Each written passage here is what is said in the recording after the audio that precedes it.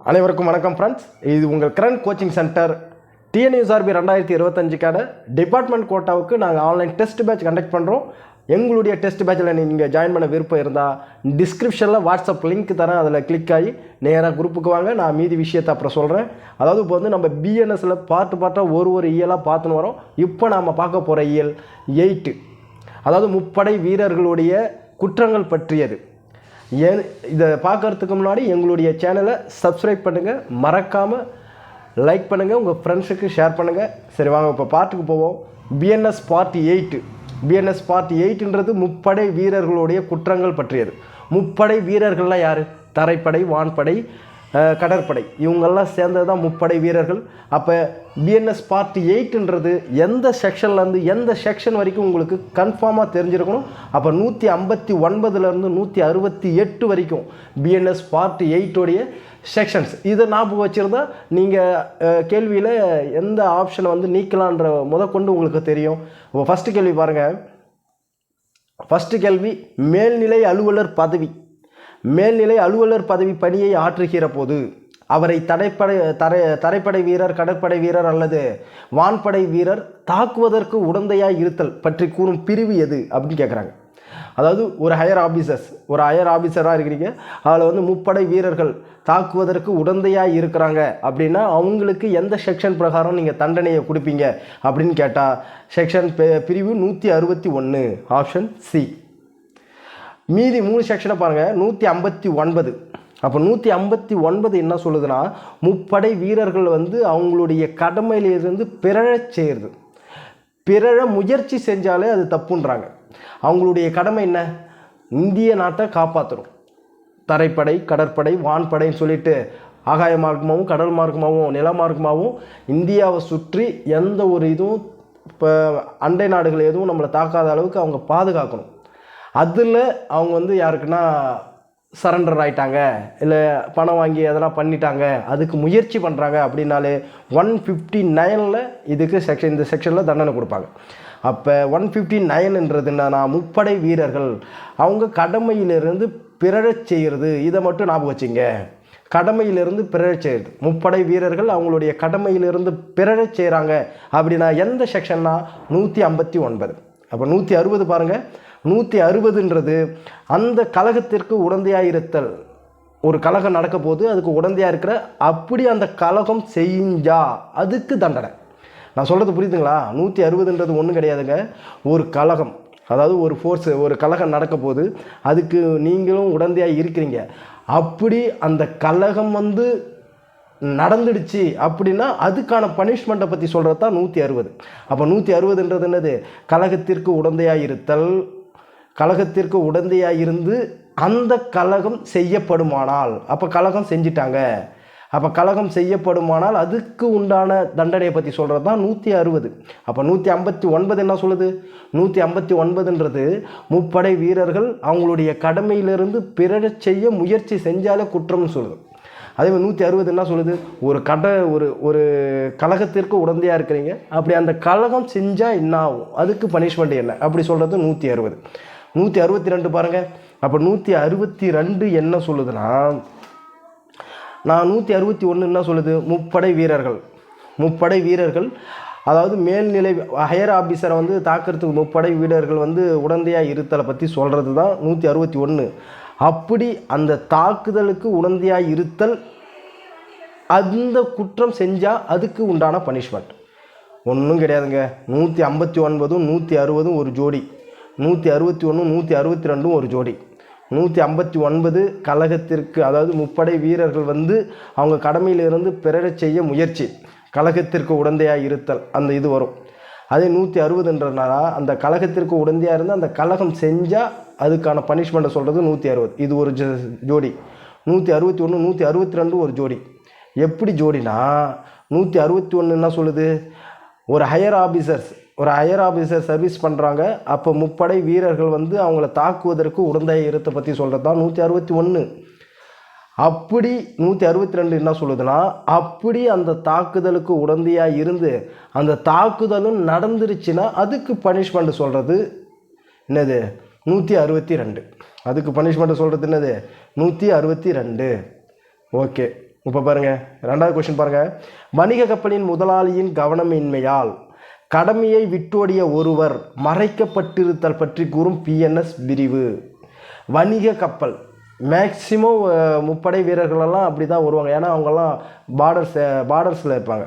அப்படி வணிக கப்பலின் முதலாளியின் கவனமின்மையினால் நீ வந்து ஏன்னா அவங்கெல்லாம் தப்பிச்சு வரணும்னா அப்படி கடல் மார்க்கமாக தான் வரணும். அப்போ கவனமின்மையினால் கடமையை விட்டோடிய ஒருவர் மறைக்கப்பட்டிருத்தல் பற்றி கூறும் பிஎன்எஸ் பிரிவு எது அப்படி பற்றி சொல்கிறாங்க.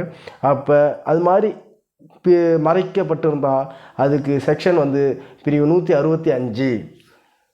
165 ஒன்றும் இல்லைங்க. நீங்கள் இதில் ஷார்ட்டாக 165 சில வார்த்தைகள் தெரியணும். வணிக கப்பல் மறைச்சிட்டாங்க, முப்படை வீரர் ஒருத்தவனை மறைக்கிறாங்க, அவ்வளோதான். வணிக கப்பலில் முப்படை வீரர் ஒருத்தவன் மறைஞ்சிட்டான், அதுதான் 165. மீதி செக்ஷனை பாருங்கள். 163. 163 என்ன சொல்லுது? அப்படி அந்த முப்படை வீரர் கடமையை விட்டோடுதலுக்கு உடந்தையாக இருக்கிறது. புரியுதுங்களா? முப்படை வீரர்ஸ், அந்த முப்படை வீரர்கள் வந்து அவங்களுடைய கடமையை விட்டோடுதலுக்கு உடந்தையாக இருக்கிறது. இவங்களாம் விட்டோடக்கூடாது. ஏன் விட்டோடக்கூடாதுன்னா இவங்களுக்கு எல்லா ட்ரைனிங் கொடுத்துருப்பாங்க. அப்போ வெளியில் வந்துட்டு எதனா ஒரு தீவிரவாதிகிட்ட வந்து சேரலாம். இது மாதிரியான சந்தர்ப்பங்கள் அமையலாம். பணத்துக்காக சேரலாம், இல்லை எதனா ஒரு விஷயத்தில் அது மாதிரி சேர்ந்துருவாங்க. ஏன்னா இவங்களுக்கு எல்லா ட்ரைனிங் கொடுப்பாங்க. அப்படி முப்படை வீரர் வந்து தன்னுடைய கடமையை விட்டோடுதலுக்கு உடந்தையாக இருத்தல். யாருன்னா அதுக்கு உடந்தையாக இருக்கிறான் அப்படின்னா அதுக்கு பனிஷ்மெண்ட் சொல்கிறது 163. 164 பாருங்கள். 164 என்னன்னா கடமையை விட்டோடியவருக்கு புகழளித்தல். இது ரொம்ப முக்கியம். மேக்சிமம் புகழளித்தல் அப்படின்றது எதுக்கு வந்து விதிவிலக்குன்னா கணவன் மனைவி இவங்க 2 பேரும் வந்து புகழ் அளிக்கலாம். கணவன் மனைவியும் புகழ் அளிக்கலாம். மனைவிக்கு கணவனுக்கு மனைவியும் இடம் கொடுக்கலாம். அது வந்து பனிஷ்மெண்ட்டில் வராது. அப்போ 164 என்ன சொல்லுது? கடமையை விட்டோடியவருக்கு புகழளித்தல். ஈஸியாக இதெல்லாம் கேட்பாங்க. கடமையை விட்டோடியவருக்கு புகழளித்தலை பற்றி சொல்கிறது என்னது? 164. 166 பாருங்கள்.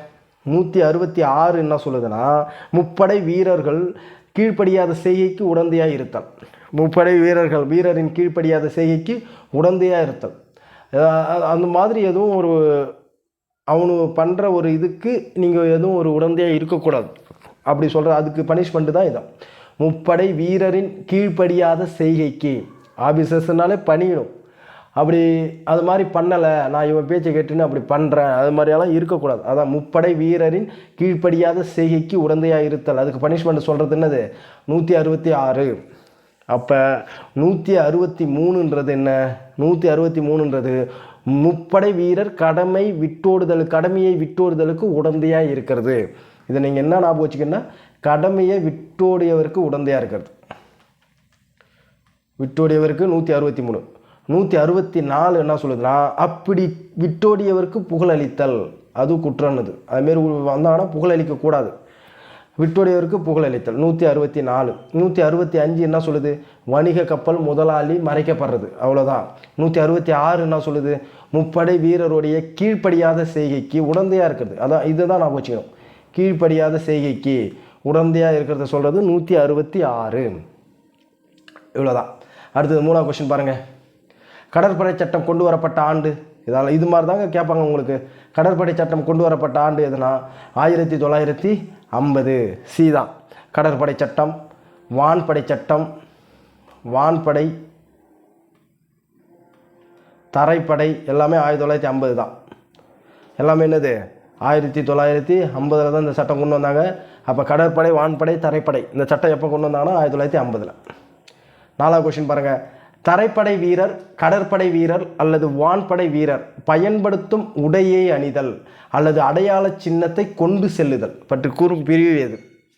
அதாவது முப்படை வீரர்களுடைய உடையை அணிதல், அடையாள சின்னத்தை கொண்டு செல்லுதல், இதை பற்றி கூறும் பிரிவு எதுனா பிரிவு 168. சி தான், 168.